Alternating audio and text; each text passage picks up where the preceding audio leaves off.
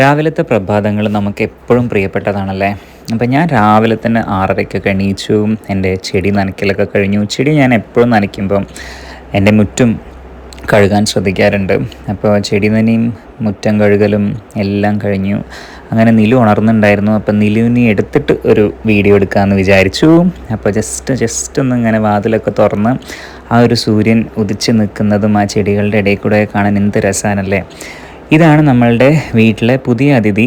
ഇന്നലെ അമ്പലത്തിൽ പോയി വരുന്ന വഴി ഒരു നഴ്സറിയിൽ നല്ല ഫ്ലെയിം ഓറഞ്ച് എന്നൊക്കെ പറയുന്ന നല്ല ഭംഗിയുള്ള കടലാസ് പൂക്കൾ കണ്ടു. അപ്പോൾ കുറച്ചൊരു വില കുറവായതുകൊണ്ട് തന്നെ അത് വാങ്ങിച്ചു.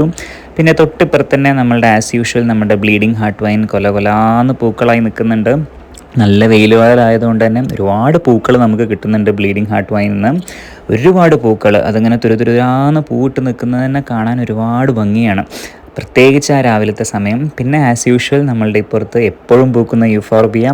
ഒരുപാട് പേര് വീഡിയോ കണ്ടിട്ട് ഈ സ്പ്രിംഗ് റോസിനെ കുറിച്ച് ചോദിക്കുന്നുണ്ടായിരുന്നു. സ്പ്രിംഗ് റോസിനെ കുറിച്ചുള്ള വീഡിയോസ്, അതേപോലെ തന്നെ വൈറ്റ് റോസിനെ കുറിച്ചുള്ള വീഡിയോസ്, ഇത് നമ്മുടെ കാശ്മീരി റോസാണ്, ഇതിനെക്കുറിച്ചിട്ടുള്ള വീഡിയോസൊക്കെ ഞാൻ അപ്ലോഡ് ചെയ്യുന്നതായിരിക്കും. അപ്പോൾ എല്ലാവരും നമ്മളുടെ വീഡിയോസും കാര്യങ്ങളൊക്കെ മുടങ്ങാണ്ട് കാണാം. പിന്നെ ഇപ്പുറത്ത് നമ്മളുടെ കൊച്ചു സുന്ദരി അല്ല, വലിയ സുന്ദരിയാണ്.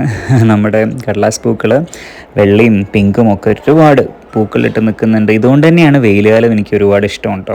അപ്പോൾ എല്ലാവർക്കും നല്ലൊരു ദിനം നേരുന്നു.